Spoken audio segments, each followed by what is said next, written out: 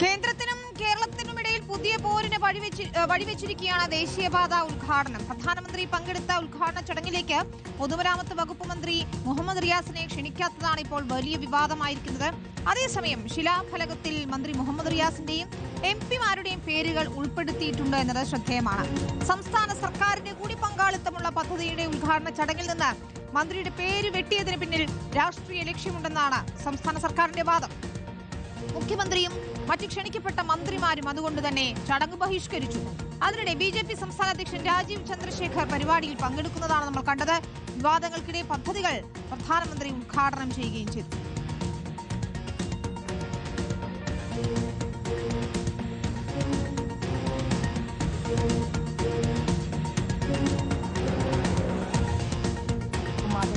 പ്രധാനമന്ത്രി ഈ ശിലാഫലകം അനാച്ഛാദനം ചെയ്ത് വിവിധ പദ്ധതികളുടെ ശിലാസ്ഥാപനം, ഉദ്ഘാടനം, രാഷ്ട്രത്തിന് സമർപ്പണം എന്നിവ നിർവഹിക്കുമെന്ന്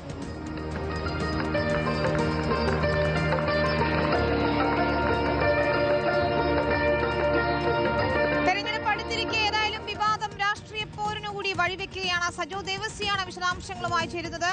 സജോ, ദേശീയപാത വികസനമാണ് ഈ തെരഞ്ഞെടുപ്പിൽ ഇടതുപക്ഷം ഉയർത്തിക്കാണിക്കുന്ന പ്രധാന നേട്ടങ്ങളിലൊന്ന്. അതിന്റെ ഉദ്ഘാടന ചടങ്ങിലാണ്, രണ്ട് റീച്ചുകളുടെ ഉദ്ഘാടന ചടങ്ങിലാണ് ഇപ്പോൾ മന്ത്രി മുഹമ്മദ് റിയാസിനെ ക്ഷണിക്കാതിരുന്നത്. അദ്ദേഹം വെറുമൊരു മന്ത്രിയല്ല, പൊതുമരാമത്ത് വകുപ്പാണ് ദേശീയപാത നിർമ്മാണത്തിനുള്ള കേരളത്തിലെ നോഡൽ ഏജൻസി. അതുകൊണ്ട് തന്നെയാണ് ഇത് സംസ്ഥാനത്തെ അപമാനിക്കുന്നതിന് തുല്യമാണ് എന്ന വ്യാഖ്യാനം ഇടത് നേതാക്കൾ ചമയ്ക്കുന്നത്.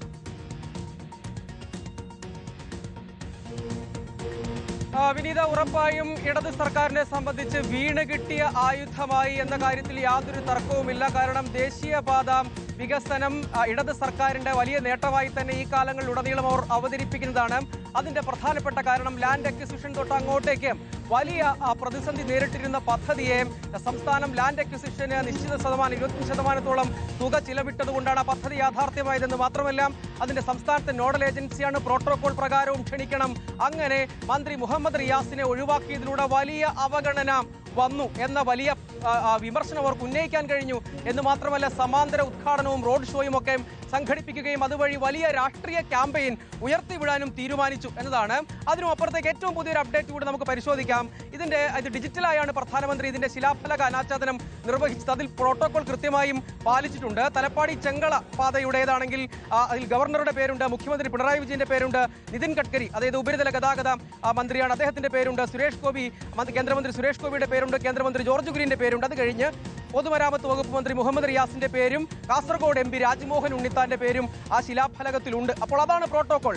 അതുപോലെ തന്നെ നമ്മുടെ വെങ്ങളം രാമനാട്ടുകര അതിന്റെ ശിലാഫലകം എടുത്ത് പരിശോധിച്ചാൽ അതിലും സമാനമായി നേരത്തെ പറഞ്ഞ പേരുകൾ, മന്ത്രി മുഹമ്മദ് റിയാസിന്റെ പേര്, MK രാഘവൻ MP പേര്, ഷാഫി പറമ്പിൽ MP പേര്, ET മുഹമ്മദ് ബഷീർ MP പേര്. അപ്പോൾ ഇതാണ് അതിന്റെ പ്രോട്ടോകോൾ. സ്വാഭാവികമായും അത് ആ ദൃശ്യത്തിൽ ഉൾപ്പെടുത്തിയിരുന്നു. ഡിജിറ്റലായാണ് പ്രധാനമന്ത്രി ആ ഉദ്ഘാടനം നിർവഹിച്ചത്.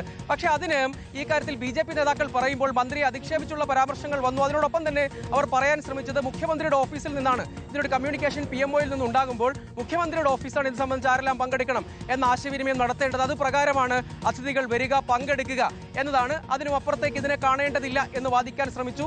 അതിനുമപ്പുറം ചില അധിക്ഷേപ പരാമർശങ്ങൾ, അതായത് മുഹമ്മദ് റിയാസിനെ മരുമകൻ എന്നും മറ്റും വിളിച്ചുള്ള അധിക്ഷേപ പരാമർശങ്ങൾ, കുടുംബ പരിപാടിയല്ല എന്ന വിമർശനം, അത് രാഷ്ട്രീയമായി ഏതായാലും ശരിയല്ല. അദ്ദേഹം തിരഞ്ഞെടുക്കപ്പെട്ട ജനപ്രതിനിധിയും പൊതുമരാമത്ത് വകുപ്പ് മന്ത്രിയുമാണ്. പക്ഷേ ഇന്നത്തെ ദിവസം പ്രധാനമന്ത്രി ഇവിടെ വരികയും 10,800 കോടി രൂപയുടെ പദ്ധതികളുടെ ശിലാസ്ഥാപനമോ ഉദ്ഘാടനമോ നിർവഹിക്കുകയും അതോടൊപ്പം NDAയുടെ തിരഞ്ഞെടുപ്പ് റാലി ഉദ്ഘാടനം ചെയ്യുകയും ചെയ്ത അതേ ദിവസം തന്നെ രാഷ്ട്രീയമായി ഇങ്ങനൊരു കാര്യം സംഭവിച്ചത്, ഇതാ സംസ്ഥാന സർക്കാരിന് ഇതിന് വലിയ പങ്കുണ്ട് എന്ന് പൊതുസമൂഹത്തിനോട് പറയാനുള്ള ഒരു ക്യാമ്പയിന് തുടക്കമിടാൻ ഇടതു മുന്നണിക്ക് സർക്കാരിന് കഴിഞ്ഞു എന്നതാണ് ഇതിൽ ആത്യന്തികമായി സംഭവിച്ചത് എന്നതാണ്. അതല്ലെങ്കിൽ ഒരു സാധാരണ പരിപാടിയായി അങ്ങ് കഴിഞ്ഞു പോയനെ. അതിനും അപ്പുറത്തേക്ക് ഈ ദേശീയപാത വികസനത്തിന്റെ ക്രെഡിറ്റിനെ ചൊല്ലിയുള്ള രാഷ്ട്രീയ ചർച്ചകൾ ഉയർന്നു വരില്ലായിരുന്നു. പക്ഷേ അങ്ങനെ ഉയർന്നു വരാൻ മന്ത്രി മുഹമ്മദ് റിയാസിന് ക്ഷണമില്ലാത്തത് യഥാർത്ഥത്തിൽ അങ്ങനെ പരിണമിച്ചു എന്നതാണ്. അതായത് ആലങ്കാരികമായി പറഞ്ഞാൽ ഉർവശി ശാപ ഉപകാരമായി എന്ന നിലയ്ക്കാണ് സംസ്ഥാന സർക്കാരിന് എന്ത് റോളുണ്ട്, പങ്കുണ്ട് എന്ന ക്ലെയിം കൃത്യമായി ജനങ്ങളോട് മുന്നിൽ വെക്കാനുള്ള ഒരു അവസരമായി